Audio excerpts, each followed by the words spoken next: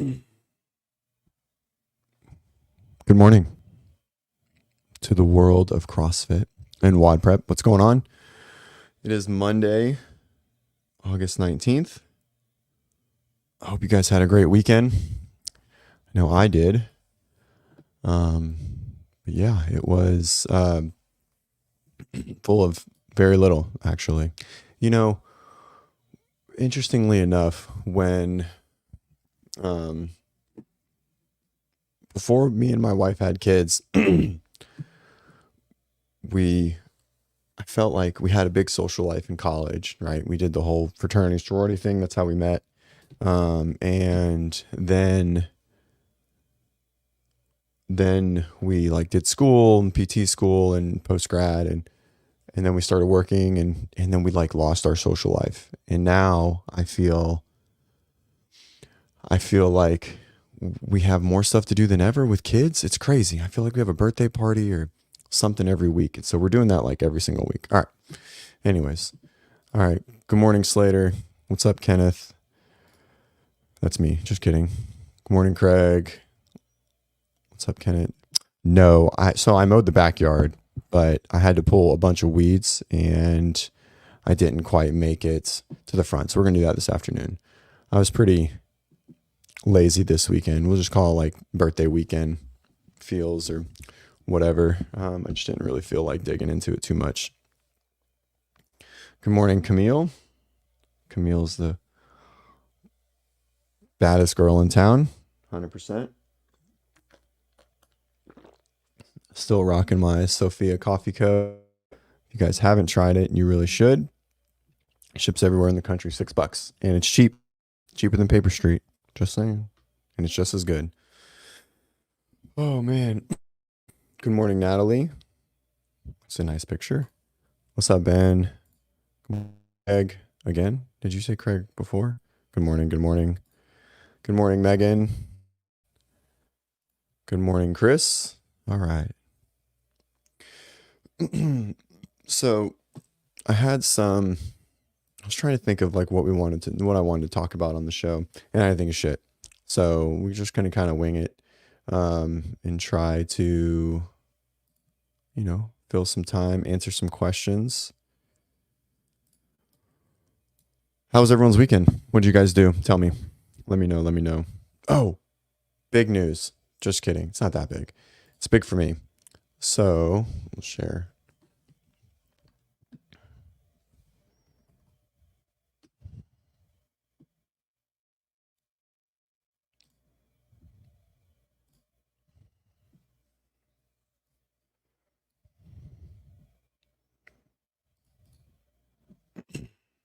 So we're going to share. Whoops.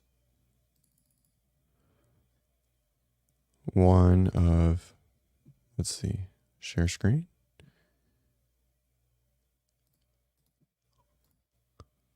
I got one of those. So stoked.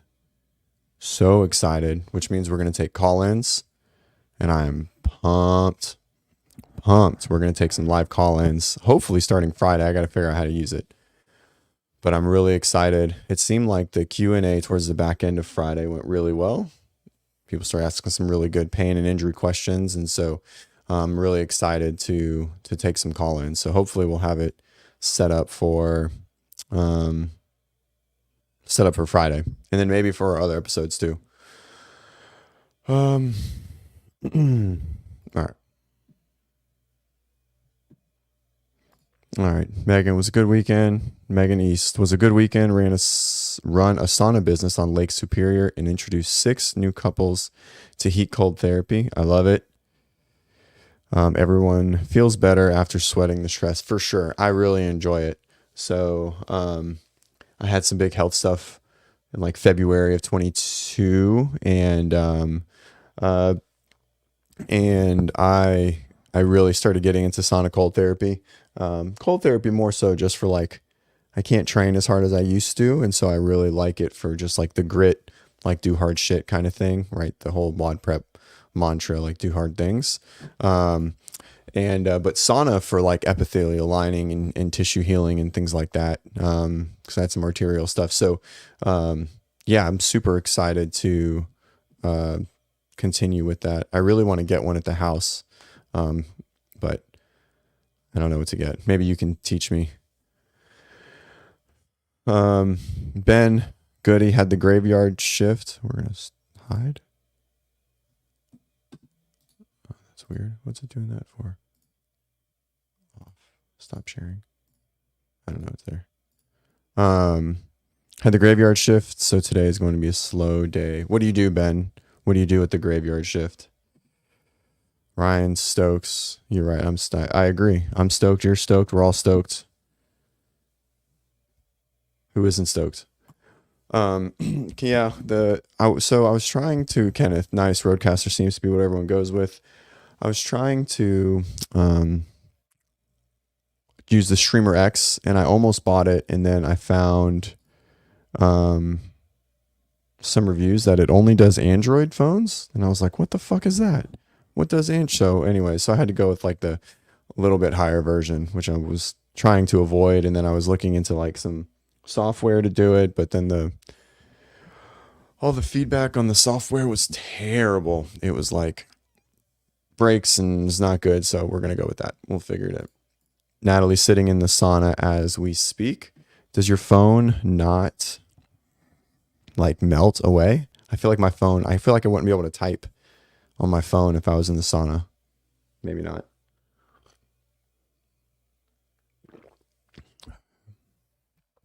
Mm.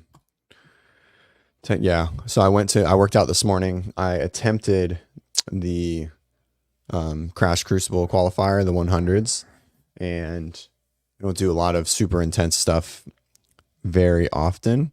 And so like 100 toes to bar, I went to start the burpees and I literally couldn't lift my legs up. And I was like, well, this isn't going to work. So I made it to that. And I think I did like 10 burpees and I was like, well, that was it. It was time. And I was running behind anyways. So didn't do too well. That's okay. Just having some fun, just trying to get any training in that I can. Interestingly enough, so it was my birthday on Friday and I'm 34. And so I've been doing this for 11 years now, almost 11 and a half years. And so my like training design has like wavered and like ebbed and flowed over the years of like how much I train, what my goals are and my focus is, right? And so I started right before PT school, and then I moved to Miami, and I was fortunate enough to train at a really high level gym and chase around a lot of people that were way better than me, games and semifinals, or I guess regionals at the time. This was like 13, well, I guess it was 13, 14, 15. And funny, in PT school, you would think that I would have no time, but I trained like 3 or 4 hours a day, right? Which I shouldn't have. I wasn't fit enough. I'm probably fitter now than I was then, even with all my limitations. And so, like PT school ended, and I took like a 4-month hiatus of all training to study for my boards. And then I opened the Movement Doctor, I opened my clinic, and then training peaked, right? Like I was training a ton, for, gosh, I don't know, 2017, 18, and probably even into 19, right to COVID.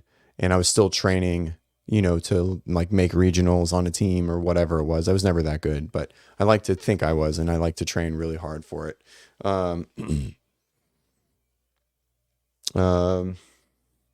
And so, the business started getting busy, and then I was doing the Movement Doctor and WOD Prep at the same time, and they were very much different, but they were the same. And so I just had ton of stuff. And so like from 2021 through 2024, my commitment to training volume has just drastically went up and down. Some, stretches I'm good for like 90 minutes or 2 hours of training. And then sometimes I'm like 30 minutes, but basically really since like Bennett was born, not since Bennett was born, since they went back to school. So let's go August of last year. So for the last year, my total training time is like 45 minutes a day. Like I can't get any more in. If I get any more in, then I'm behind. I feel guilty. I feel, you know, like I'm like being a bad dad. Does anyone else struggle with this? Like, I mean, it is only 45 minutes, right? So I do this in the morning. I could probably do more right now before Bennett gets up, but my wife leaves. She's walking out the door. So I got to be back home. I have a garage gym. And so I could do the garage gym thing, but I like to go in the morning sometimes if I can get up. And it's 15 minutes to the gym, 15 minutes back. Bennett wakes up at 8. I get him to school. I'm back home at 9. And then from 9 to 3 is basically till they get back home, we'll say 3:30. And so in that 9 to 3:30 time, if I didn't get up early, I probably need to train and take all my meetings and do all my programming. And man, it's just crazy. I just don't, you know, for anyone who has kids and is training over an hour,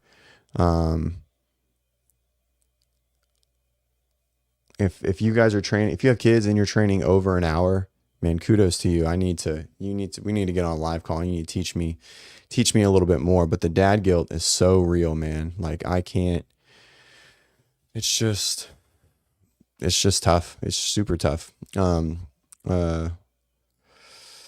Yeah. Anyways. And so yeah, who else? So, you know, who struggles with this? Do you guys have kids? Do you not have kids? Does work limit your training? Do you guys have like fitness guilt, or do you have like parent guilt or work guilt, you know, based on your training? Or do you feel like you're always getting pulled in different directions?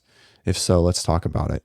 Right. You know, I love talking about like the parent thing. I'm trying to balance this whole life.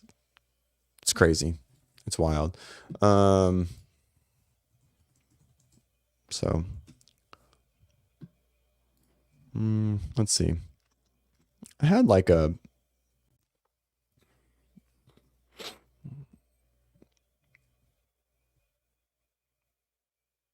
couple good dad jokes. I got to find them. I have them saved somewhere.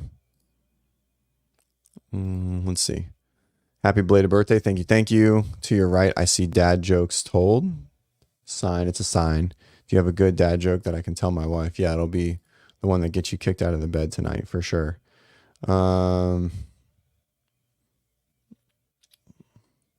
Why was Cinderella so bad at soccer? Anyone? Bueller. Because she kept running away from the ball. See, that's peak dad joke right there. I can't wait to embarrass my kid. I love Bennett so much. Right there. This way. He's almost 2. And man, I can't wait to just fuck with him when he's older. I'm just so excited to just like roll up, pick him up from school. If he goes to school, we might homeschool him, but you know, soccer practice or baseball practice or whatever, like blaring, like I'm a Barbie girl or something like that. I just can't wait to embarrass him. It's going to be awesome. I'm excited for it. There we go. Jorge, it happens to me too. I assume it's talking about the dad stuff. Good. I'm not the only one. Yeah, I think it's going to at least 3 years. Yeah. I feel like it's going to balance out. We're gonna have another kid at some point, and I think it'll kind of like waver down and then it'll come back up. But, as far as like the guilt, but I think once, you know, if my wife decides to stop working, I think that'll really be it. We want to do like the travel thing and all of that. And I feel like it'll just be a little bit better. I mean, hell, maybe then I won't train at all. Who knows? But we got a big truck, put all the equipment in the truck and we'll just travel all over. I don't know. Who knows? Oasis, first child due in November. Congratulations. Super, super exciting. I'm so stoked for you. I don't know if you are a man or woman, but either way, I hope pregnancy is going well for both of you, and that I hope it's going to be the best experience that you've ever had. Having kids, you know, it's the best thing on the planet. Already starting to adjust my workout length to go short workouts when I don't have time. Yeah, so I kept a coach after Bennett was born for like 6 months, And the first 4 months, I was on the 30-minute clock, like the first try, like, the fourth trimester, basically, like that first 3 or 4 months when he was born. I was on a 30-minute clock and it was good. And I was really, really fit, like probably the fittest in my whole life. And I had just committed, like he was born in October of 22. And I committed that January to really push for the Open to see where I could finish in quarterfinals. I had gained a lot of weight on purpose and I was really strong and I was just, time to get really fit. And then all my health shit happened. And so, that kind of went out the window, but, I was really successful on a very aggressive 30-minute clock. Like get in 5-minute warm up, 10-minute strength, 10 to 15-minute conditioning on a clock, no rest, just full on intensity. And I did really, really well there. And we kind of learned towards the end of my, competitive training cycle, that last year before Bennett was born, that I just did so much better with low volume. And I just tolerated it really, really well. And so, and hey, that's CrossFit, right? Intensity over volume, and, constantly varied, performed at high intensities, right? And I just really did really, really well. And it kind of layered in the fact of how we program at WOD Prep, not to turn this into a sales pitch by any means, but, minimum effective dose is really, really important for longevity. And, just everyone in this chat, for the most part, I can't imagine too many people are, training 3 to 4 hours a day here. And if you are, unless you're going to the CrossFit Games, it's unnecessary, and I'll argue to the end of the world for it. All right. Megan East, I don't have kids and get the opposite guilt. Parents remind me every day how lucky I am to have the time they don't.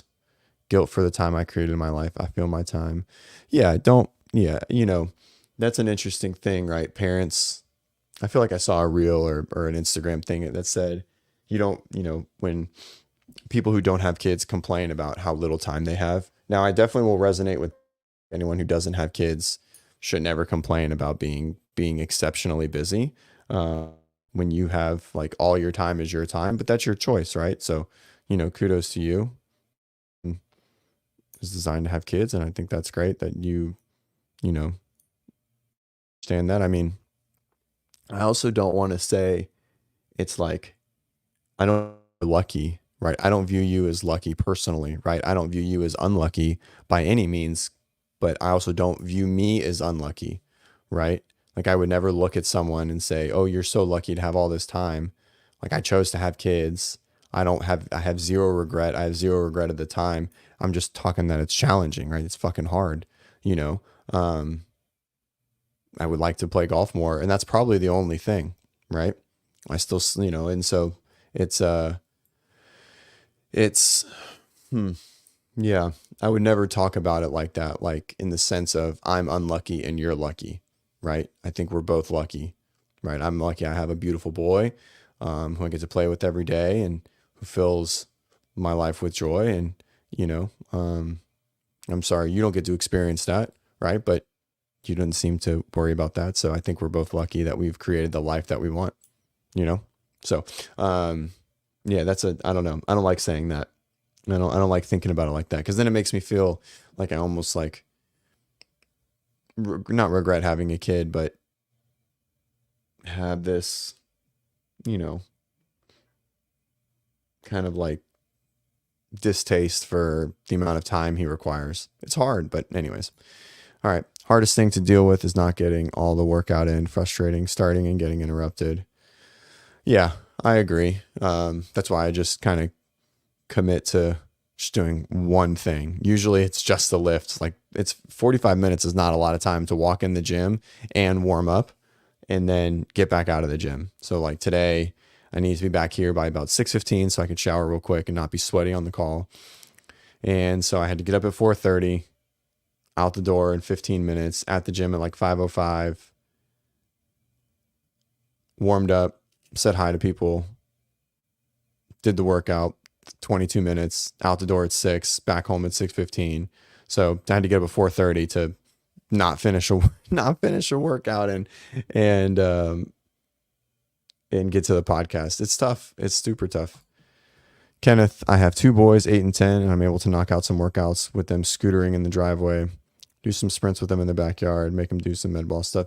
Yeah, I think when they're older, I think when Bennett's older, we'll be able to maybe do a little bit more. But I mean, he's still absolute, spitfire. If he's around something, there's a chance that he'll kill himself at any point in time or fall or just try and flip or jump off of something. And that's where he's at in life. So it makes, it's a little tough. And I'm like, and we're starting to get just a little bit out of that stage where he communicates super, super well. We're really excited. He's got a great vocabulary.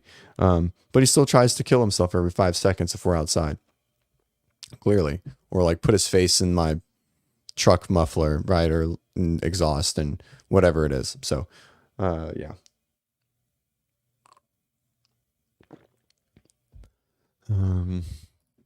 Sometimes it goes good. Sometimes they have no interest or complain within 5. Yeah, exactly. I can picture that.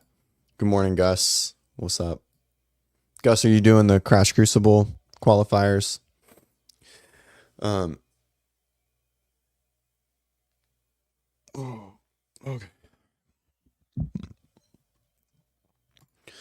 Evelyn, I have kids, but I also naturally wake up at 4. 4? What time do you go to bed? That's like the Jocko mindset. What is it? 4:20. So I get my workout in before the family wakes up. Having a home gym is amazing. Yeah, I have a full home gym, but I can't drop barbells. It's still too loud, even with the crash pads. I can squat and I can do all this stuff, but I can't cycle any barbells. I can't do the sandbag. I guess I could go to the garage and do the sandbag. It's just hard, my drive to the gym is kind of like another mental warm up. It's really hard to just like roll out at 4 a.m. and start a workout in my garage for me personally. Even though I go to the gym and I train by myself, I go back and forth. Like my morning one, like if I'm going to work out, unless I'm just going to sit on the machine, I need to go to the gym just to get myself in the mindset on the way to the gym, right? So, yeah. Guys, I'm really trying to work this coffee sponsor and it's not going down. It's not happening. Who should I reach out to? What kind of, besides Paper Street? They sponsor everybody. What other coffee do you guys drink? I need a coffee sponsorship. I spend too much money on coffee, even though I started making my own.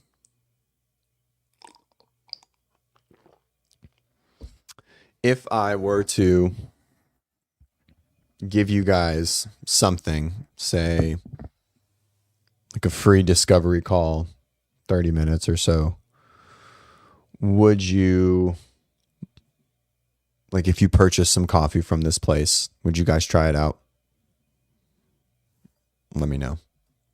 So like if you showed me your receipt, you emailed me your receipt or maybe a discount code or something. We got a discount code and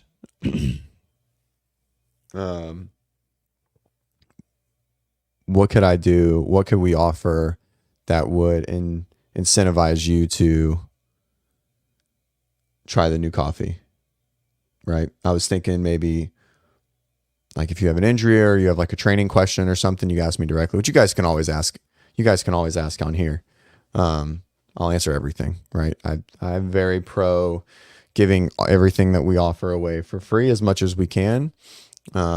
So yeah, anyways, sick. All right. People are interested. I love it.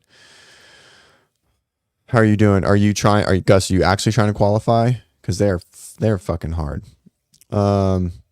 What's a discovery call? Kind of just like a short chat with me if you have any questions about training or injury. So I take all of our sales calls for one-on-one coaching.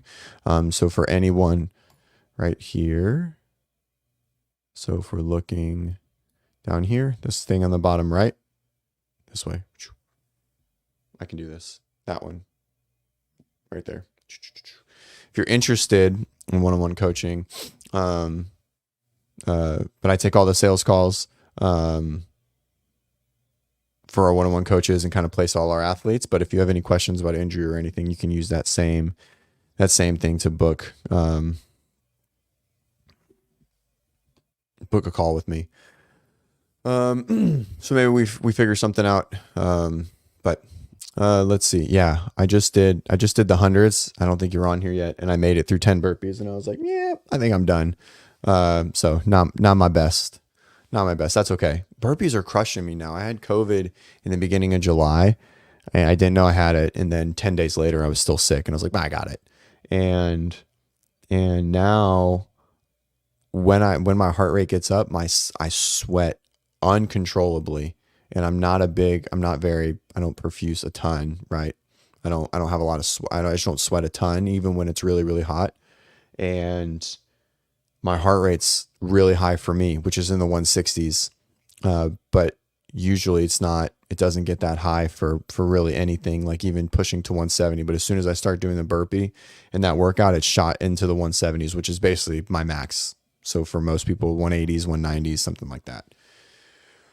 It is tough. How I got smashed. I got smashed.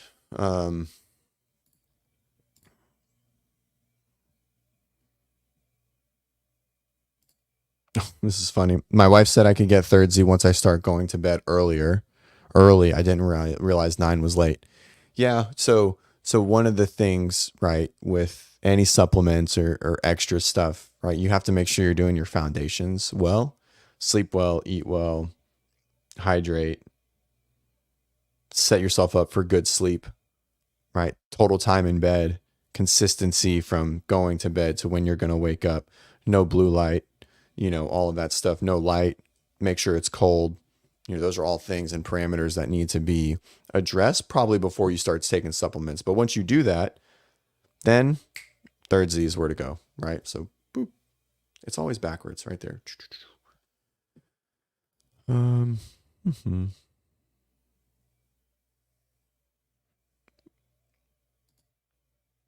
Mm, That's way longer than me. I was 10:30 to 4:30, which is an average for me.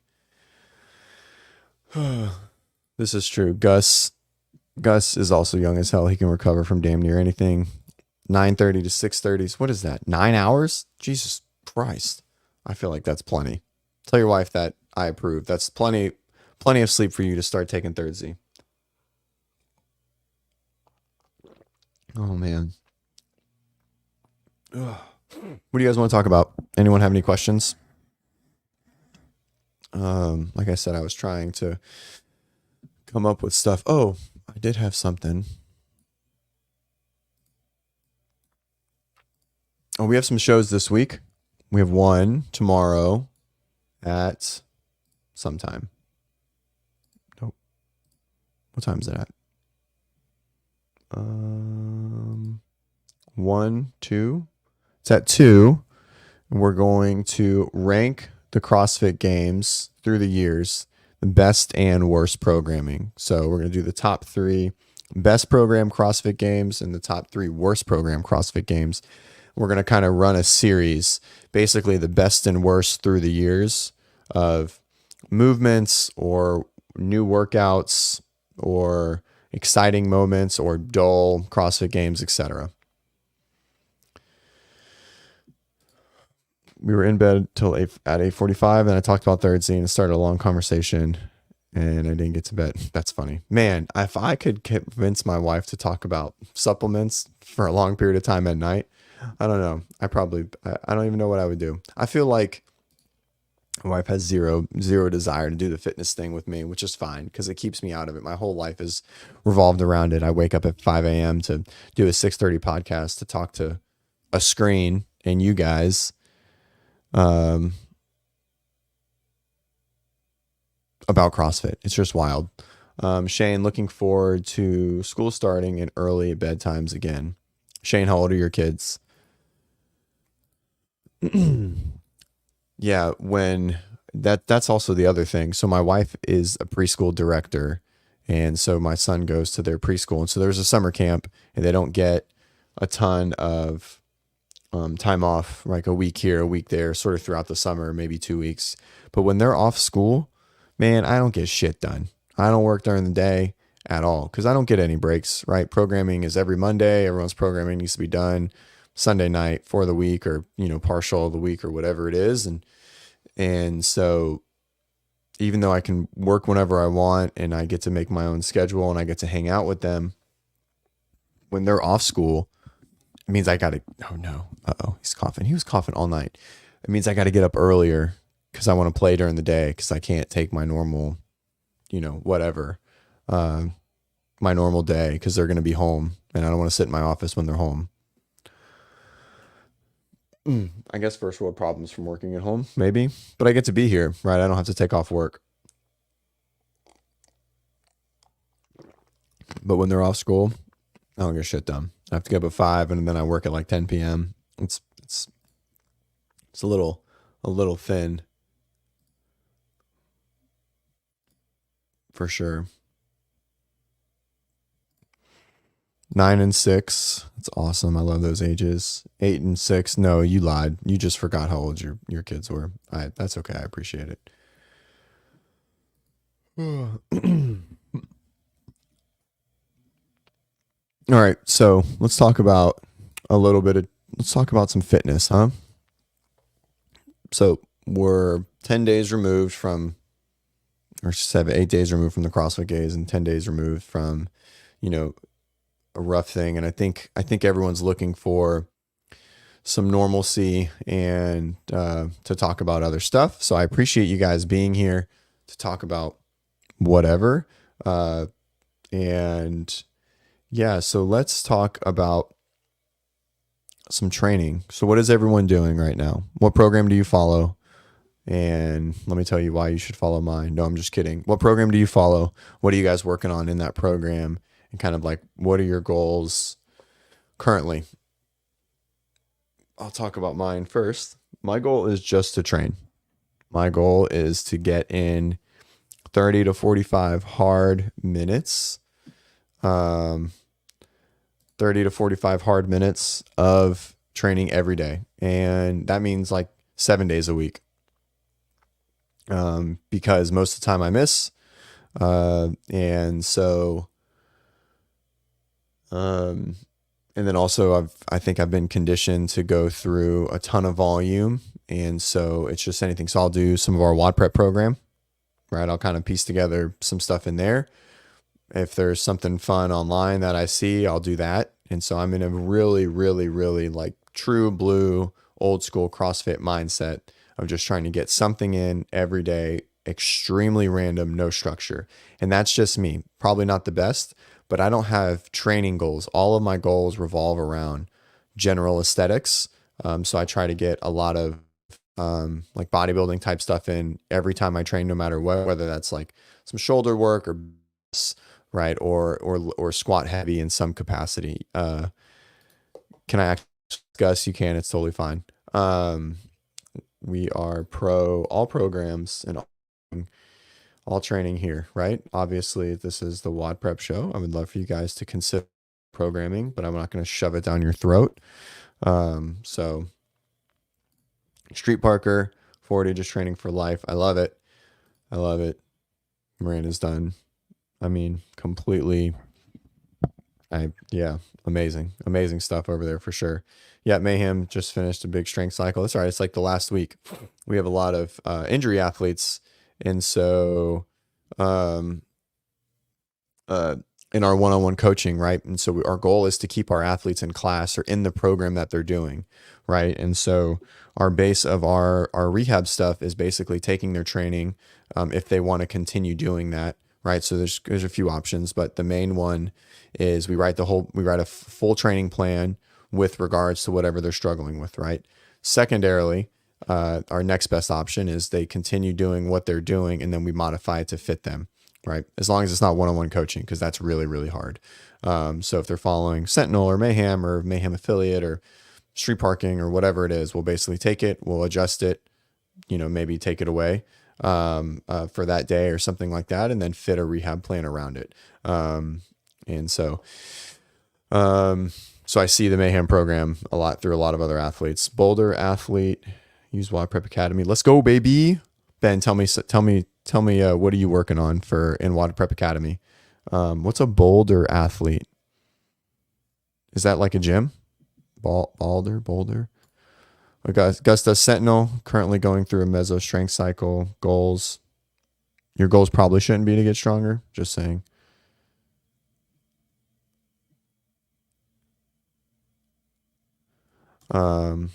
Andrew McGough, same goal, just train, self-program based on equipment, typically strength followed by Metcon, sometimes multiple Metcons with the emphasis push-pull, squat press. Boom, I love it. I'm sick of proving. It's all right. Hey, everyone goes through ups and downs. Jason is Boulder Mess. Got it. I didn't even know. I didn't know he sold a program. I mean, obviously I probably should know that, but I didn't know. Goals unknown from Gus. Got it. So Boulder is Jason Grubb's program. I didn't even know he sold one. I'll have to go look at it. Got it. Cool. Thank you guys.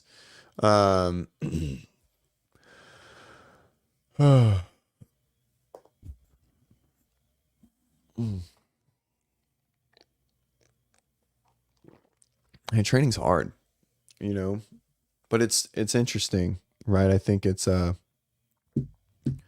think we all have our needs, and it kind of fills the void. You should, Gus. Link 2024 fittest auditor. Kipping, talking to Kipping at Real. You should try water prep programming. I agree. I'll even give you a discount.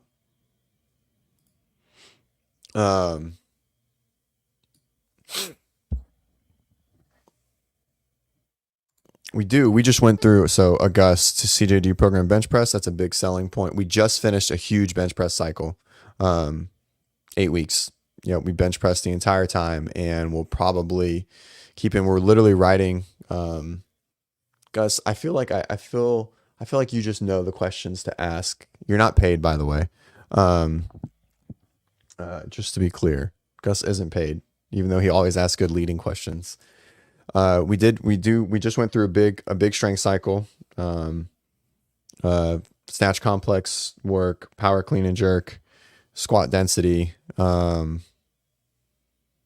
like a front squat density, a back squat, box squat, alternating cycle, a bench press cycle, a push press. So like, it was just like, we called it like our big builder block or something like that.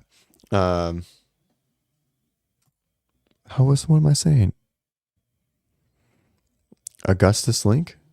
Is that not right? I'm not paid. CJ isn't even saying my name right. Sorry, I'll give you a wrench. I don't know how to do that. So I'll just give you a wrench. It'll make you feel more important. And so we're writing our next cycle, which will start September 2nd right now. So we're going to review the results from our last cycle, which was really good. We had Linky, really? There's no way. Say the E.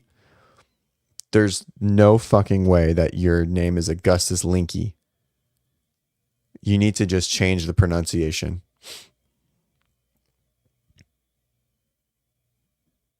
No way. You need to change that. You need to go to the courthouse and take the E off.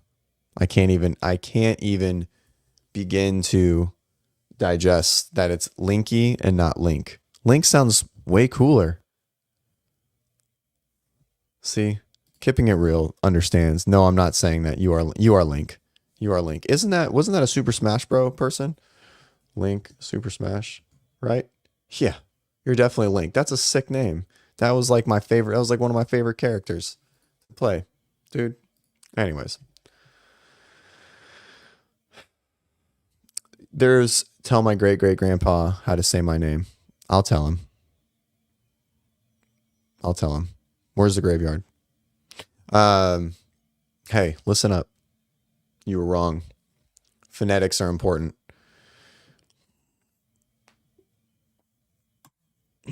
Look at this. Here we go. All right. Andrew, I'm going to sell the shit out of you right now. So, found out about you guys when you linked up with John Young.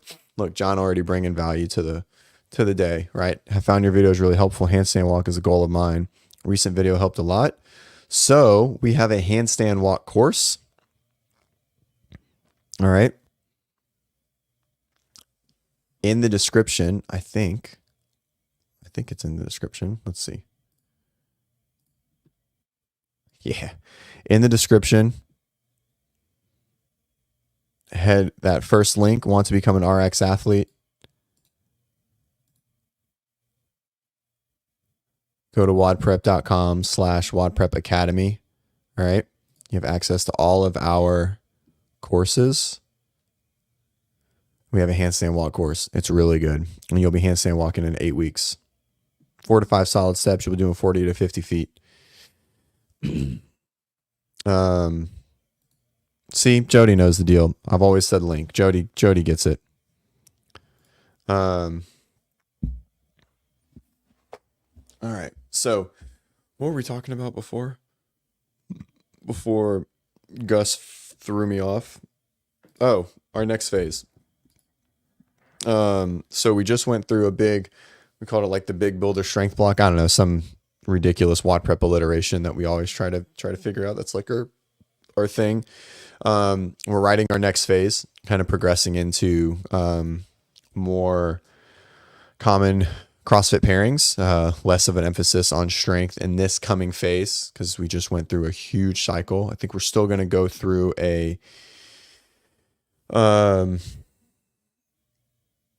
probably having like a primary bench, maybe dumbbell bench day or something like that for some volume. But it'll be very CrossFit-y. Probably going into, we didn't do any full clean and jerks. We did full clean and jerks in the phase before. And so we did like a power clean and jerk phase. So we'll probably go into a jerk only cycle, like in a full clean and jerk cycle, something like that. A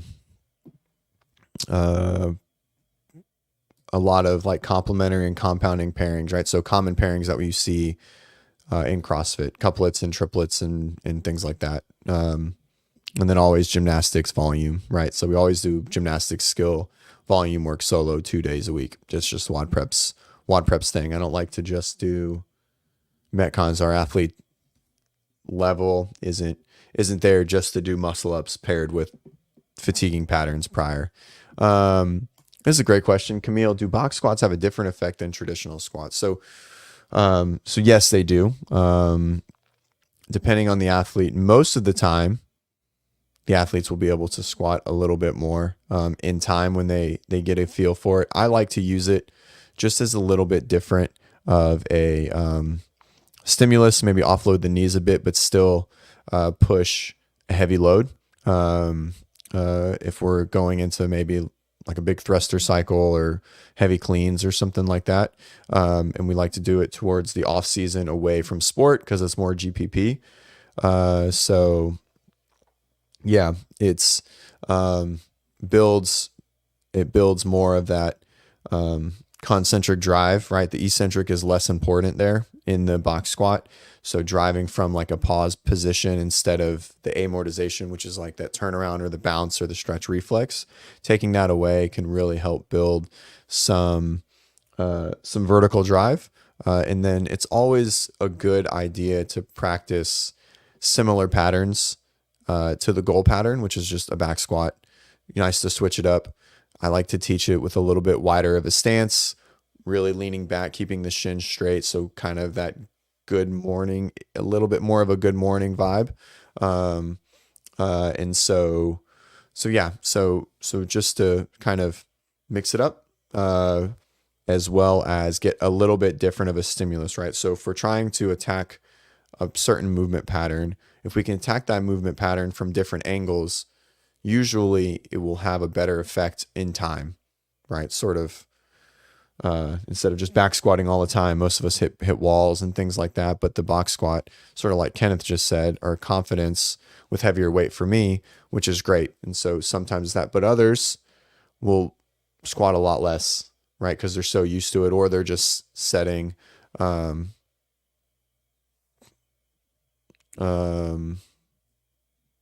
setting themselves too low, feet too narrow, right? Because it shouldn't really look like a back squat. It should look sort of sumo-ish, angled, etc. And so we try to teach it like that. Okay. I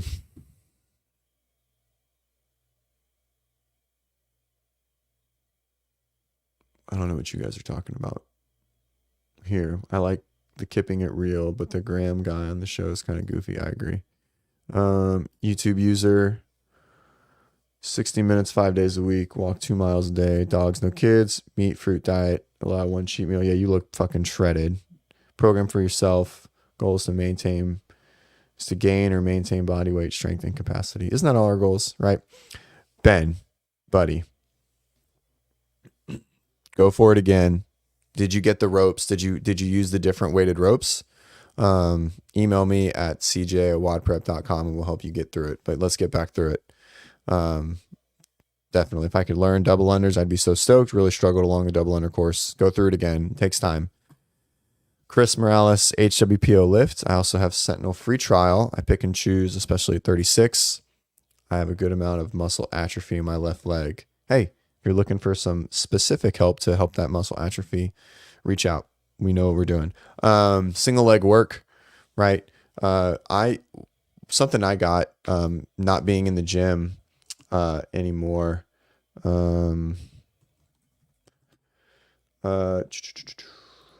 Something I got because we're not like in a traditional gym, so it's really hard to get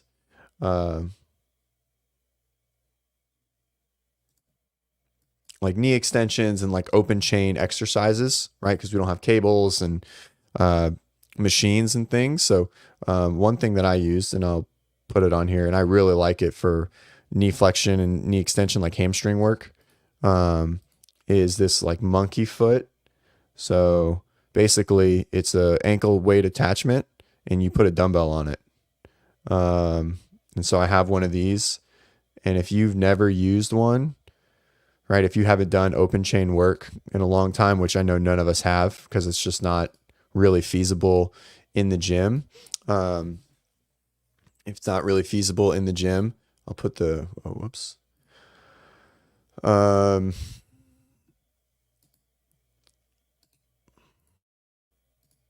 going to the regular one. The Monkey Foot Pro. Oh, they made one with your own weights now. That's kind of neat. Dumbbells better.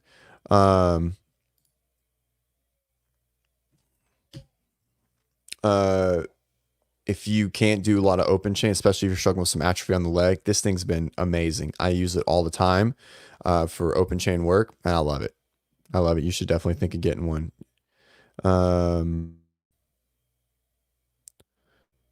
Good morning, Holly. Sorry, I think that was a few minutes ago. Box squats are confidence. Yeah, it's interesting. And then I think I talked about this. I'll hit it again. Man, we cycle, and a lot of people really struggled with it on getting the same numbers that we were programming for the back squat week. And so it was really interesting to see, but some were way more, right? I definitely think there's a huge learning curve when it comes to the back squat, or the box squat, but I do like to use it for an overload effect. So being right at parallel, or even maybe a little bit above parallel. And so sort of like negatives, right? Or like clean pulls over 100%, you get that overload, that CNS, that overload on the CNS or primer kind of bit, so just to feel more load on your shoulders than maybe you would be able to squat normally. So I like it. LaGuardia Cross, for a 40 plus CrossFitter of 6 years, going to general classes 4 times a week. What's the best way to transition to or incorporate training towards personal form, skill, strength goals? Scheduling example. Yeah. So, it's setting your goals, right? So is it strength? Is it skill?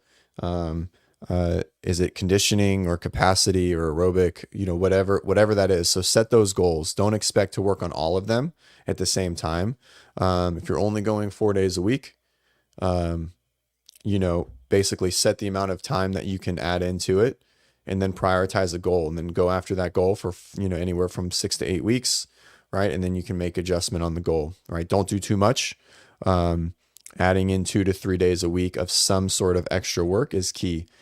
And another selfless plug, we offer all of that, right? We have accessory programs. So just like our courses that work on individual skills, if you're looking to work a specific gymnastics skill, or it's like a muscle up, a bar muscle up, in the section below, WOD Prep Academy is the way to go. But say you're looking to just add in a little bit of strength work or a little extra conditioning, or just a broad stroke of gymnastic touches, just like a global gymnastics work.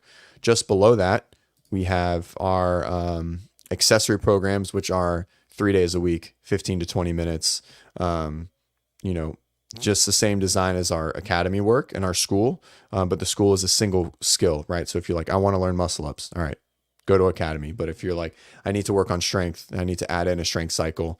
We have a strength, we have a weightlifting, we have an abs, we have a bodybuilding that are all in that 20 to 30 minute range, 3 days a week. So head below, check it out, and that'll help you fit those specifics. But don't do too much. Set a goal, work towards that goal. Programming for yourself is really, really hard. Our accessory programs are $9 a month. Okay.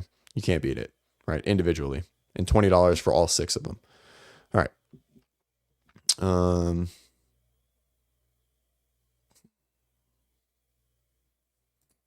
We need a Ken Walters in here to convince he accidentally blocked everyone. I don't know what this is. I don't understand.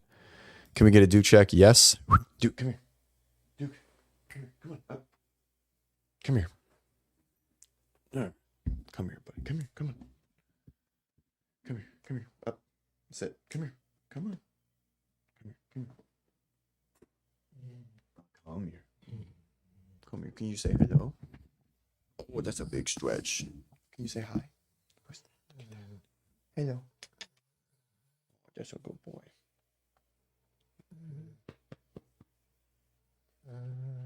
You guys hear him? He's making noises. Okay, that's a good boy. You have a good sleepy? Mm-hmm. Okay, thank you. Ugh. All right.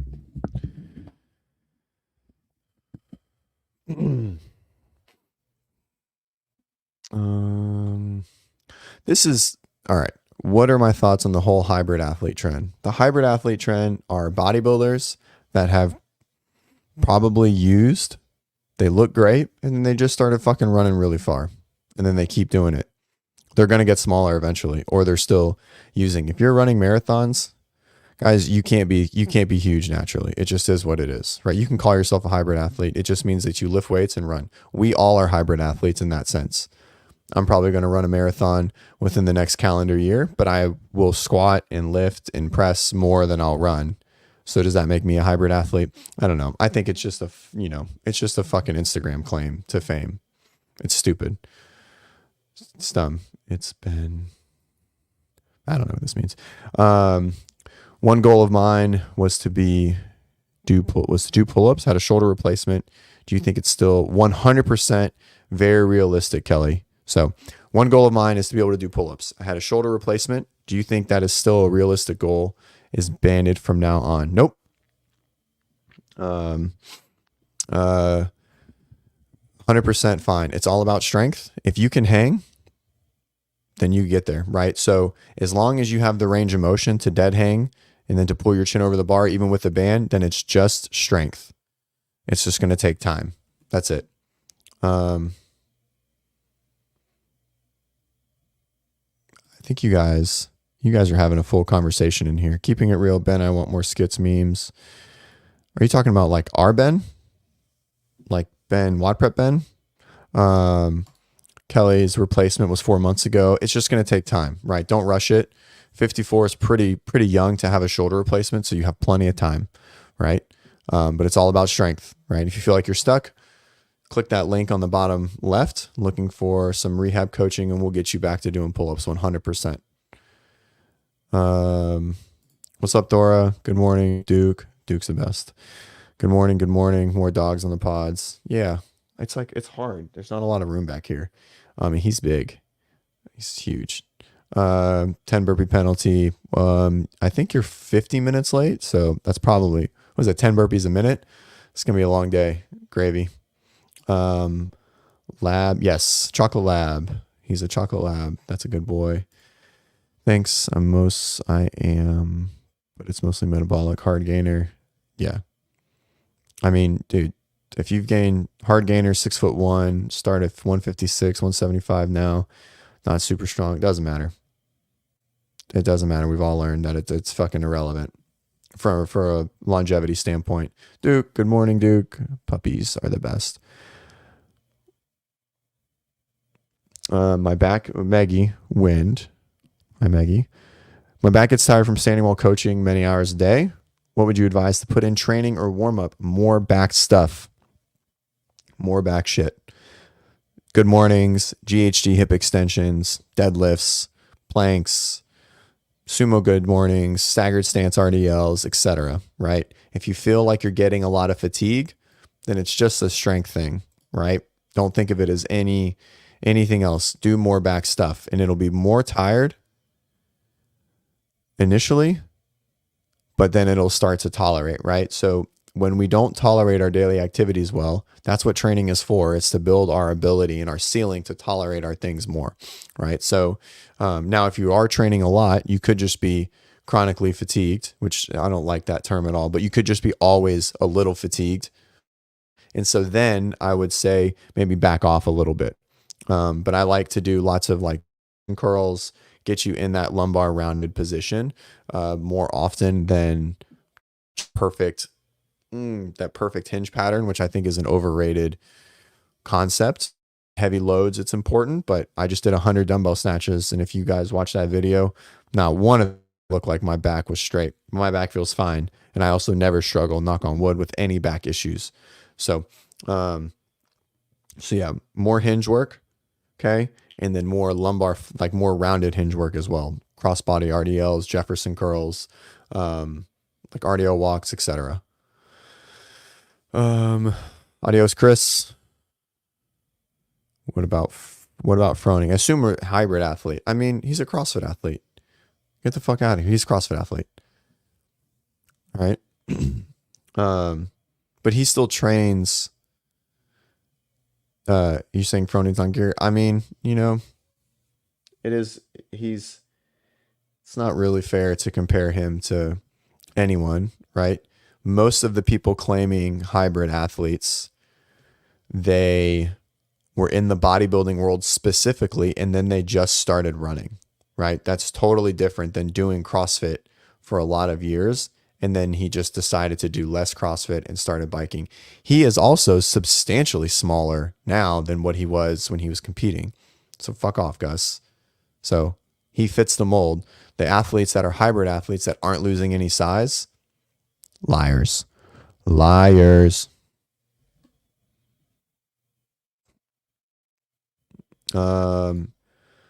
Did I know Brandon Luckett signed up for High Rocks? Cool. Yeah, I'm all for it. I think it's fine. I don't think there's anything.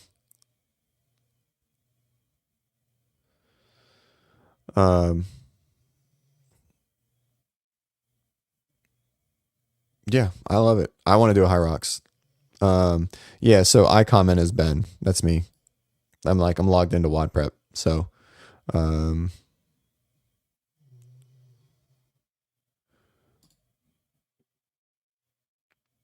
he still trains a lot and does a lot of CrossFit and a lot of bodybuilding. But I don't think those other guys, they're not getting smaller, right? So I think that's the biggest issue, right? Froning already got smaller. From when he was at his peak, right? Like he lost the weight. Those other guys, they're not losing the weight. But anyways, they were either way, right? To call yourself this hybrid athlete, like, oh, you can do this and still stay big. You can't do this if you're not big already, right? Like those guys are huge, right? They're all too impressive. And then you also have to remember, CrossFitters are tiny. All of us are. Even the biggest CrossFitters are not that big on the scale of like large muscular humans. None of us are, right? Maybe Brent, maybe Jason, not even, right? So, Tudor. Yeah, you're a beefcake for sure. Right. And Hopper is a small football player. Small, very even when he was bigger, he was a small football player. So, yeah, I agree. What do I think about Frazier's shrinking? I mean, it's supposed to happen, right? So it's supposed to happen, right? Like if you're not eating 10,000 calories a day and and training for 8 hours, then you're going to get smaller, right? It was hard for him to maintain that weight, right? Like it was force feeding. If you listen to all of his podcasts that he talked about it, when you have to, um, Gus, you would be heavy for Gus. I would be big for a wide receiver. You would be heavy for a wide receiver, but you wouldn't be big for a wide receiver. You would be short. How much do you weigh? Yeah. You're, like a slot receiver.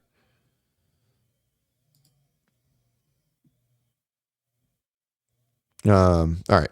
We'll slide back to that.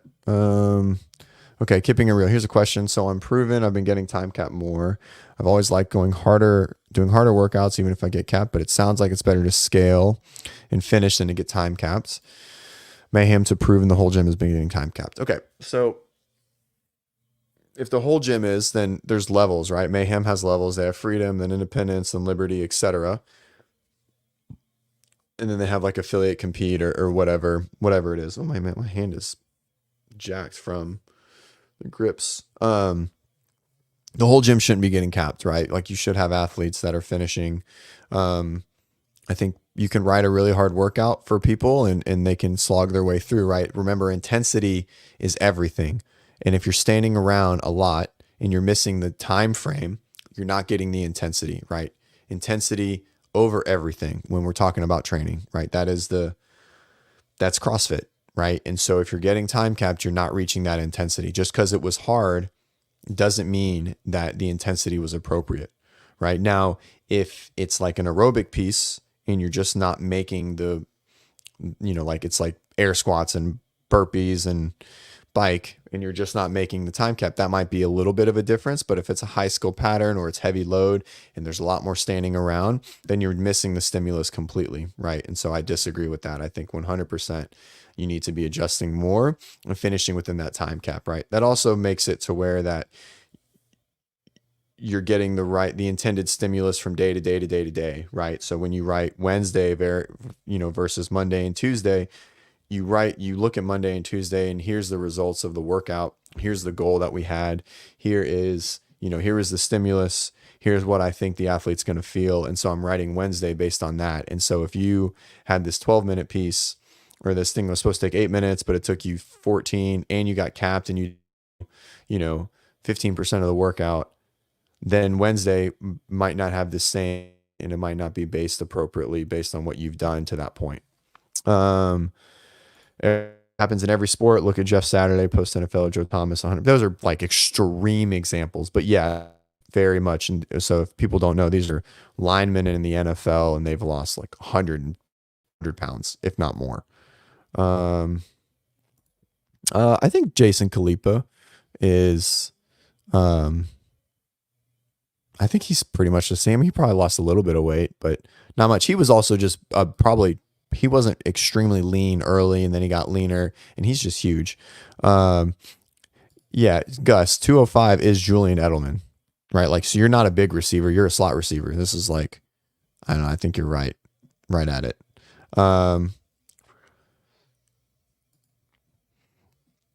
Program for the best, scale for the rest. Yeah, I've gone back and forth on that.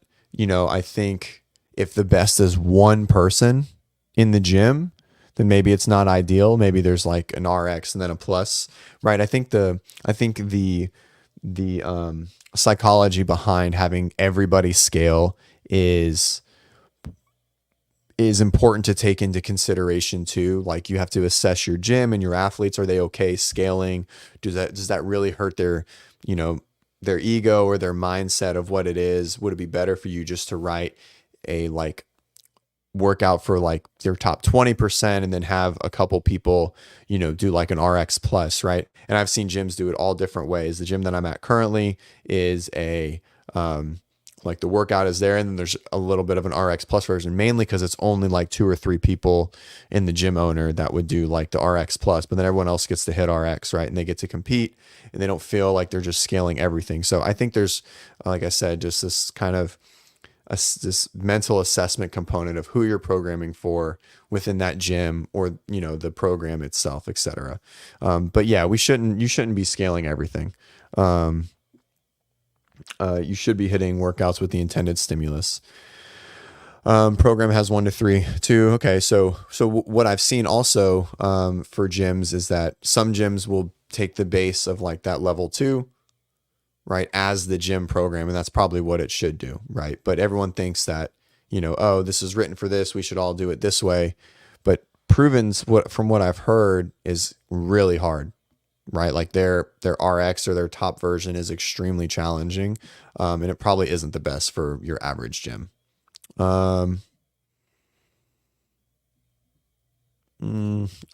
Kenneth, I'm way off trying to see how big Gus is. He said Gus was 5'6", 185.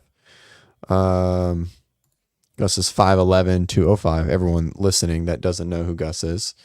Let's see. I've been wanting to know that. No, it's what you said. It's heavy, high skill, and I'm not. Yeah. So like, I think, so keeping it real, I've been wanting to know, it's heavy and high skill, and I'm not moving as fast. And I think sometimes that's okay.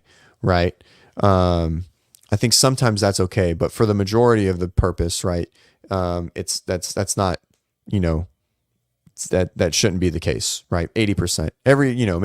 Maybe one workout every 2 weeks. You're like, all right, I'm gonna do this RX because I just want to, like power snatch 135 in the workout instead of 115, right? And I want to just get comfortable moving the ball, right? Or like I want to throw the 30-pound wall ball or whatever it is, right? Even if it's going to take a little bit more time, or I'm going to go a little slower, right? And so I think those are important. But it's definitely not the driver, right? Because you're not going to get the aerobic, the cardiovascular benefit from it. And then you're just going to teach yourself to move slow. So when I started to learn how to program, I was in the collegiate, like I was in the traditional strength setting in college sports. And so it's way different than CrossFit. But what I learned, and someone I learned from, his name was Charlie Francis, who was track coach for Canada, and Ben Johnson's track coach, right? And so barring steroids or whatever, Ben Johnson was one of the best athletes to ever live. And so even if he wouldn't have taken them, he was still amazing. And so the one thing, reading through Charlie Francis's books, no, it's not up, is that if you want to learn to move fast, you have to move fast, right? You're never going to learn to move fast if you're moving slow. Okay. And so that what that means is, like, if you want to learn how to sprint, in a 12 second, 100, right? At some point you have to be going that speed or even faster. Right. And so if you want to learn how to do 15 burpees a minute, right, in bar facing burpees a minute, then you have to be doing 15 or 16 or 17 bar facing burpees at some point, right? Which is why interval work works really well. You work faster than you would normally. But if you're always slogging your way, like everyone in here, and everyone here can do 200 burpees, everybody, right? Everyone could do it. Some will do it in 10 minutes, maybe not 10 minutes, we'll say 11 minutes or 12 minutes. And some will do it in 20 or 30, right? But we can all do it. Okay. But if our goal is to improve the speed at which we train and compete, then we have to be moving at that speed. And if we're always slogging our way through, we're going to teach ourselves to move slow, right? Basically, you're going to redline really fast, and then you're just going to manage the fatigue and manage the red line, right? And try to bring yourself back down. Instead, if we focus on intensity, we can learn how to start a little bit and then build intensity as we go, instead of basically hitting a wall within the first 30 seconds of when we start training, right? So, Kenneth thinks Augustus is Colton Mertens. I love that. All right. Gravy Fit, thoughts on adjusting time caps for excessive heat? Or is the intensity the same if you wouldn't get time capped in cooler temps? That's a tough one. Very, very gym specific. I live in Pensacola, Florida, and the heat is really it's really hard. I don't think you should adjust the time caps. I think the workouts should be written accordingly, right? To know that you're just going to move a little bit less. And, and so if you're doing a templated affiliate program and you just see everyone struggling every day, then I would say don't preemptively make adjustments, right? Do it as written or however it is that you plan on doing it normally. And if you're just not making it, scale it back even more, right? So, be a little more reactive to how you're responding to the training and to the written program, and then make adjustments from there, right? That's what I would do. Scaling is never easy. Guess this is what they mean by leave you. Oh, 100%. Yeah, without a doubt. Kenneth's feeling it. The espresso's starting to hit. Yeah, my coffee's. I'm feeling it. Camille knows that. Camille goes too fast all the time. To improve at going fast, we have to go fast. I love that. So true. It is true. That's how it works. So anyways, good questions. Let's see. So my buddy just sent me, so I lived in Miami for 3 years, 2.5 years for PT school. And if you guys have never had real Cuban coffee, cafecito, it is another world. If you ever get a chance to be around anyone that's Hispanic and that makes real Cuban coffee, take it up. You want to talk about espresso hitting, y'all, whole nother world. A whole nother world. So yeah, it is. Cuban coffee is crack in a cup and the best thing that you'll ever ingest if you're a coffee fan. 100%. Amazing. Amazing. I tried to learn how to make it. I suck. I couldn't do it. Let's see. Someone said sometimes caps are just set wrong. Yeah, for sure. Right. Caps are just set wrong. People overestimate, but intensity is most important always. Right. It's third words. Right. So.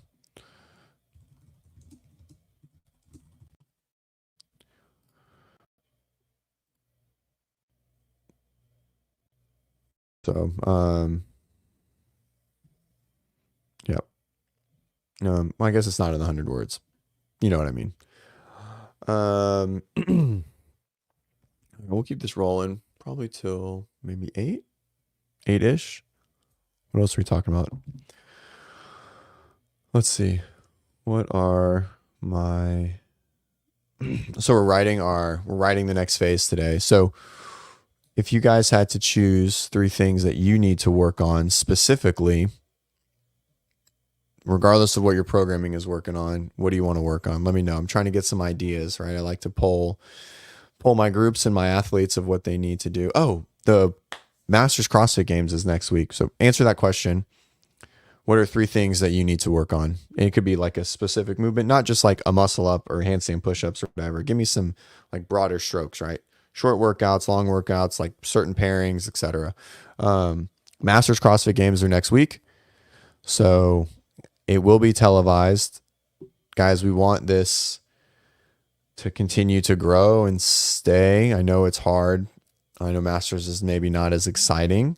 But if you like watching CrossFit, you should turn it on. Okay, just put it on YouTube.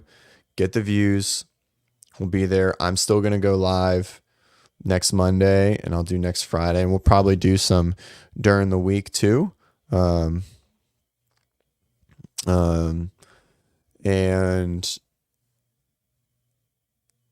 so, yeah, I'd love to hear if you guys want content from there. Obviously, I'm coaching, so I won't be able to do like live commentary, barbell spin action. But if you guys think of anything that you want from there, let me know for sure. We'll definitely take the Rodecaster and all the stuff to do some shows at night.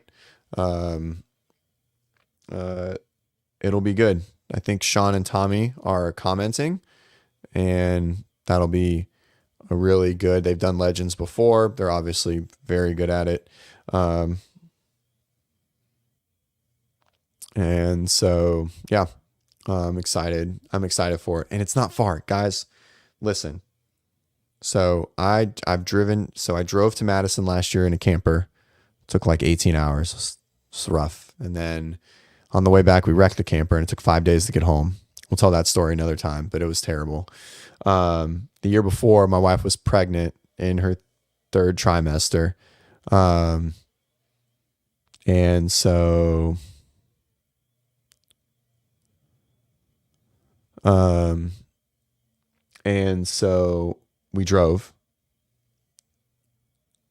and, um, and then the year before, let's see, that was 23, 22, 21. I think we flew 21, but it was a nightmare because we had to leave at like 3 in the morning to go to Milwaukee. But anyways, Birmingham is 4 hour drive, and I'm so excited. I get to drive in my truck. We're staying in the hotel on site, like the Sheraton that's connected to the venue. All of it's going to be great. Nelson and Orlando, two of my coaches, are coming with us. We have an athlete in 35, Coach Kevin, who will be hopefully on maybe this week. We're going to talk about some of our programming and what's coming up in WOD Prep. And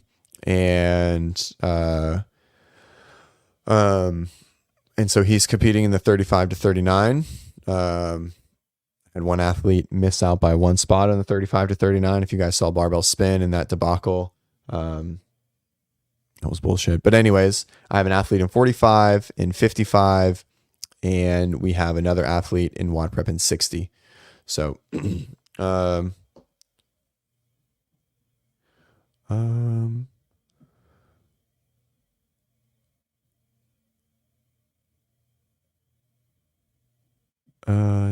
let's see. Every other minute or every minute, 10 burpees, 20 rounds. Everyone wants to back up. I don't understand the question. I don't feel like 10 burpees a minute is like this wild pace. But that's like a good starting point. Like if you're not very good at burpees, I love EMOMs for like capacity for gymnastics, volume, or even I love EMOMs just to build capacity. It's basically just interval work, right? Starting at something that's going to take maybe 30 seconds every round for 20 rounds, right? And then maybe it takes 35 and then 40 and then 45 and then 50, et cetera, et cetera. That builds kind of like capacity. It builds density as well. So don't start it. I also like kind of like hard minutes and easy minutes. So like 1 minute might be something that takes 45 to 50 seconds and the next one maybe takes 20 seconds, right? And there's another ways to kind of go through there. It's all just trial and error, right? So programming and is art, right? Like it's not science, unfortunately. We want it to be science, but how we create a stimulus without being excessively boring is very unique, right? CrossFit's really tough to program for. I program for a lot of sports, almost all of them, and they're all really linear. They're all really simple. The athlete needs to focus on the same like narrow scope of things, but CrossFit's not that at all, and it really is challenging.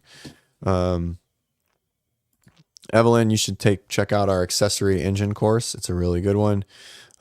Gymnastics movement at high heart rate. Yeah, we just did part of our last phase was basically it was a 2-part. So the first 4 weeks was a big chunk of gymnastics into high intensity power work like bike sprints or burpees. And then we flipped it in the back half of the phase, something bike sprint or burpees or, box jump overs into a chunk of gymnastics work based rest. And so what we'll probably do now is expand that out. That's actually good. I like that. So kind of just that, maybe do a couple rounds of it. So like high heart rate gymnastics, maybe like lower volume, multiple rounds interval. Cool. Thanks, Gravy Fit. That actually helped a lot. Gus said he was told to go on longer, slower runs. Yeah, it just depends, right? I think there's a lot of ups and downs about it. It depends on who you talk to. If you're really good in a really narrow window, but you're really shit at 20-minute pieces and your training is pretty well balanced. I think it's okay if you have the time, but it's definitely not the biggest bang for your buck regarding aerobic capacity development. Like we think we understand that. Zone 3 and zone 4 and zone 5 work builds aerobic capacity as well. There's just a lot of fatigue accumulated from it. And so it's very hard to do that all the time. The whole concept of the lower, longer runs is that you'll still get aerobic development at a slower rate, but not creating the copious amounts of fatigue buildup from higher intensity training. Gravy Fit, yes, moving to Birmingham. So I hope they keep it there. I think they will. We'll see. Hopefully, Shane, engine, inconsistent workouts, 100%. This is funny. Make Jong Yun pick the age group he can win. Oh yeah, that's funny. We should do that. We should do a Masters episode on the programming. That is a good idea. I'm actually going to write that down. I like that, CrossFat. Thank you.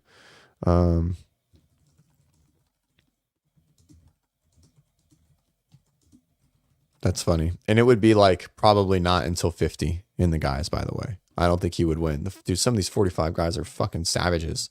They look like they've just been on TRT for 20 years. They're insane. They're bigger than the games athletes. I think you're talking about my wife. She wasn't in the room with me. No. But yeah, the travels to Madison it was rough. I'm so glad I don't have to fucking drive across the country again. Kelly, we'll see you there. Looking forward to the Masters. Lots of great food. Everyone loves the South. Holly, we'll see you there. Make sure to find us. Never been to any games. This certainly isn't the games. It's more of just like a really big competition. But there are 3 competition floors, which is pretty wild. No stopping at Talladega. No, we're gonna go straight through. YouTube user, who in the comments liked it? I think we all want a 6-pack, right? But I mean, all of that's done in the gym, or I'm sorry, in the kitchen. Like nothing about a 6-pack has anything to do with your training. Very little. I like to do abs. So the one thing, so I have a nutritionist friend, and she, a lot of us have really been told that squatting and overhead carries and bracing, et cetera, will work your abs, and it will definitely create, density throughout the mid. But she was like, you should just add in things like sit-ups and V-ups and actual, abdominal, like eccentric and concentric contractions, right? So core flexion stuff, right? Sit-ups, crunches, etc. To your diet, and you'll really see a bigger difference. And it did, right? I used to be really, really shredded. In college, I was much lighter. But I had a really, really, really defined 6-pack. But I did a lot of abs back then. The whole Ab Ripper X. I don't know if you guys remember P90X. And so we did that all the time. And my abs were way better than they were any time in CrossFit. And then I started basically doing like 100 V-ups, every couple of days, right? And my abs really started to come through again. And I cleaned up the diet. I got a lot leaner in general, but like doing like specific ab work, contraction stuff, not just bracing, was really, really good.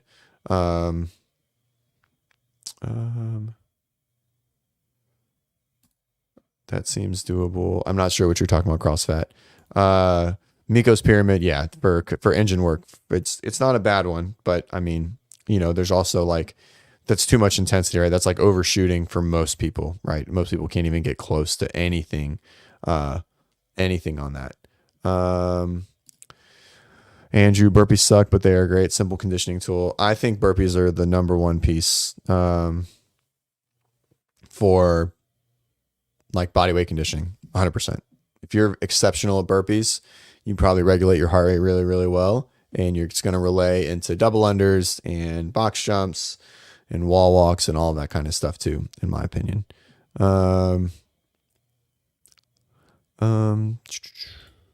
Guys, it'll be on my recovery days. Then it's not that much of a recovery, right? So just remember, running is still a contraction, right? And so if it's purely on your recovery days, I would say I would rather see you on a bike or like a C2 bike instead, just because, while it is, 40 minutes of running is still a lot of contraction on the joints. That is probably not necessary with how hard you train, right? So I'd rather see you, if the goal is cardiovascular fitness, I'd rather see you on a bike.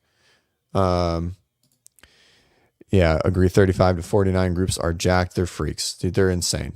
100%. You guys, I'll pull my athlete. Look her up. You can look her up. Jen McKesh. She is an absolute unit. She looks like the Terminator and Sarah Connors had a baby, and it's her. And I mean, she looks like Sam Briggs did back in like 14 and 15. It's crazy.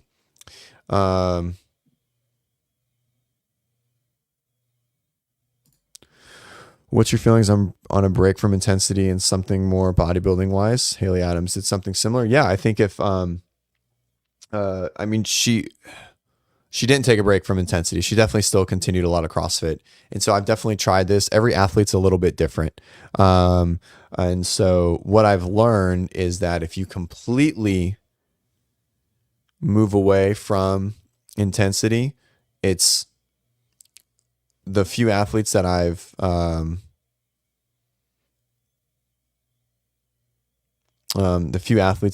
that with, it's been kind of unsuccessful. That just needed to get stronger.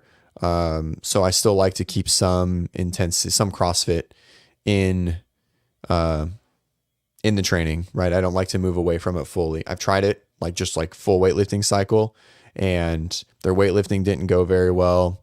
They got fat, and it just didn't work. It was kind of a fail the couple times I've done it. So what I like to do instead is maybe like some low aerobic mixed in with it. Now, just putting in a lot of bodybuilding, I think is very key, right? For anyone that needs to put on weight, or I think that like controlled isotonic patterns that don't have any momentum with it. So curls and tricep extensions and leg extensions and, hip thrusts and all of that traditional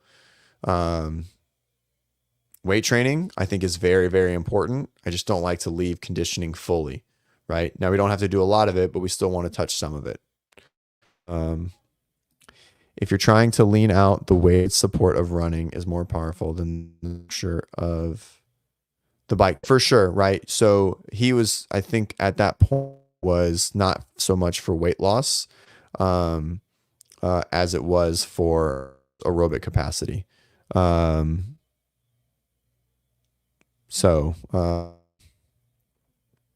yes, 100%. Like running is the number. And this is what I said, if you guys listen to any of our other shit, running is the number one assessment of aerobic capacity. That's why it's done with all the testing. It takes out your ability. Like machines are great, but if you're big and strong, you're going to have a biased result to the better, right? It just in general. So running is the number one assessment tool and the number one aerobic monostructural component there is, 100%. If you could only do one thing, right, maybe you should lift a little bit of weight, but you should probably run, right? As far as a monostructural component, 100% without question. That's definitely the way to go. Yeah. So it's interesting. I guess if everyone just starts to wake up and they're like, what's on YouTube? And then they start to kind of creep in, because we were at 30 and then 40 and then 50 and now we're at 60.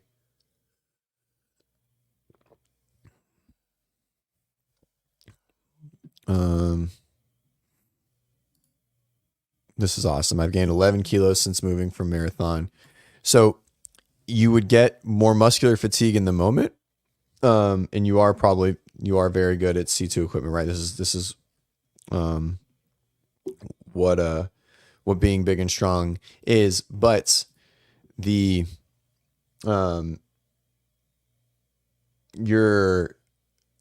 the muscular fatigue in the moment, right? But the fatigue day to day is different, because there's no eccentric component in C2 bike. There is an eccentric component in running, and there's also a dynamic component and a plyometric component, right? So by adding in a 40-minute run, yes, maybe in that moment you might not be more muscular fatigue, but CNS is going to be more fried, especially that like slow sludge run, 12-minute, 10-minute mile, 11-minute mile pace kind of bit. In time is pretty challenging on the, I got bit by an ant on my finger. How does that happen? On the knees, right? And it's also not I don't think it's recovery. no matter, unless you're a very good runner, running for 40 minutes is not recovery. Sitting on a C2 bike at a really low effort is recovery, right? You're not going to get, you're not going to get a ton of breakdown muscular fatigue there.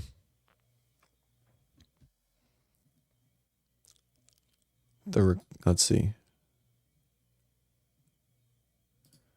Yeah, axial fatigue. I don't know if I've ever heard it called that, but yeah, I mean, that makes sense. Yeah. There's just no load, right? There's no load on the joint. The recovery day that I would be running on is an optional cardio day that is typically done at higher intensity. Certainly not a recovery day then, right? So 5 miles at 8:30. That's a hard effort. That's certainly not a recovery day, right? And again, your level of fitness is also a very big driver. And so of what is considered recovery, but this is certainly not recovery unless, and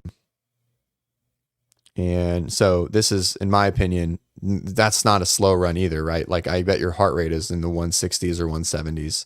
There's no way you're in a zone heart rate there. So this is a training day, right? This is probably zone 3 or zone 4, unless you're just randomly a savage runner and your heart rate stays super low. Then this isn't a recovery day, in my opinion. Personally, I think you're going to start creating fatigue that is unnecessary, and not the goal of the recovery component, like on that day. But I mean, if you feel fine, you feel fine, right? If you're not worried about strength and things. And so again, everyone's a little bit different, but this certainly isn't a long, slow run, right? At 8:30, 9:30 pace, the long, slow run, at least when I look at it from a definitional standpoint, should probably be zone work, right? Maybe a little bit of a zone 3, but at 8:30 to 9:30 pace, there's very few people that are running that pace consistently for 5 miles straight that aren't in like zone 4, right? I run pretty well. And if I'm at a 9-minute pace for 5 miles, my heart rate's going to be in my zone 3. It's going to be like in the mid 140s, right? And, which is my zone, which is like a low zone 4 for me personally. Cross fat, Gus, you may be pushing the bike at a higher intensity than you're running because you prefer the bike. Right. Exactly. Right. It's also harder to get your heart rate up on a bike than it is on a run. Right. So because there isn't that aerobic,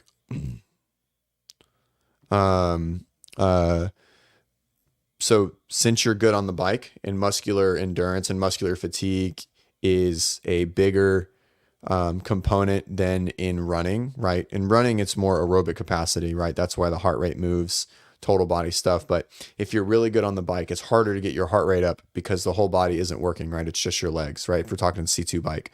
So to get the same heart rate response, you're going to have to go much higher, right? But it's also easier to stay in zone 2 on a C2 bike because muscular fatigue and muscular endurance will be the limiter more so than aerobic endurance, right?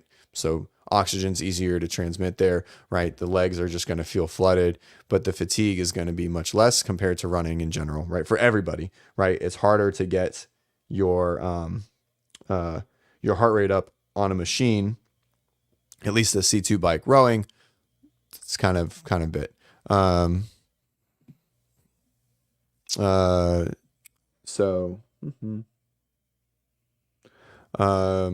yeah.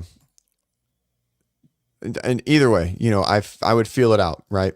So also this wasn't a suggestion by Taylor, so I just wanted to bounce this off him too. Yeah, we can talk about this all day. I like chatting with. He's gonna tell you not to do long, slow shit. That's like his. I ran a 5K. So that's really fast. I would say it's probably unlikely you didn't hit zone 5. Maybe it is. If you're wearing a wrist, right? Also be careful that the wrist wear is pretty limited when the heart rate gets really high. You are wearing a chest. If you are worrying about heart rate, make sure you're wearing a chest strap. If you're not wearing a chest strap, then you need to put one on if you're trying to assess heart rate. Now, if you just are assessing by feel, right? That's totally fine too. RPE. Oh, good. Chest strap. Sweet. So it is chest strap. Good. That's, yeah. So, maybe you're a little more aerobically fit. Either way, I don't like running for recovery days personally, unless you are a super good runner. But you know, a 21-minute 5K. I mean, you're not a terrible runner by any means. So, so maybe it fits for you, you know. I would maybe think of, yeah, I mean, again, everyone's a little bit different, right? Like for me, I've been a runner my whole life. Like a long, slow run is a great recovery day for me. I also don't squat really heavy and I don't train. My intensity is really low throughout days, right? So, but when I was training really high, and what I tell most of my people is that running is not like a true recovery day personally, just because of the impact. I just think there's just too many contractions, right? Too much eccentric loading, too much dynamic loading, ground reaction forces. So, but again, everyone's a little bit different and everyone can tolerate things a little bit differently. So, I think everyone, you just got to feel it out. All right. Any last questions? Little man is making some noise. We got to get to school, start the day, eat some food. All I've had was, what did I eat? Like one of those like little like fig breakfast bar things. Not fig. Yeah, maybe. And like a go-go little apple squeeze. Those are always in the house. It's the best thing about having kids. My wife eats those too. All right, good training questions today. Guys, I think we're going to try and do this every Monday and Friday. What do you guys think? Kind of like start the week, end the week. Yeah, just talk about some training or life. We'll talk about how the week went.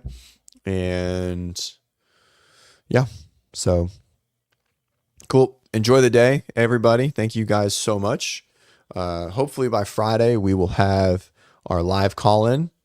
And maybe you guys can call in with some questions. I think that would... I try not to. So you and the kid eat the same thing. He has his own like little like kid little spoon meal things. He also doesn't eat Go-Go's either. But anyways, question for another day. All right. Enjoy the day. Remember, guys, if you are looking to optimize some sleep, Third Z, scan that code. If you are looking for some help with your training, scan the code on the left. That one. If you want to do a great competition, Coda Iron Games, October 12th and 13th. We have individual and team spots left. Not that many. All right. You get a free pair of brand new Strike movements with your sign up. So consider it. We have a couple spots in pretty much every division, but they're almost full. There's only like 2 or 3 in every division. So we're trying to get it to full, and everyone is going to get a pair of shoes. Everybody. So sign up. If you're looking for any type of skill work or help or training in general, head to the description below. All our links are there. And yeah. All right. We'll see you guys on Friday and have a good week. Adios.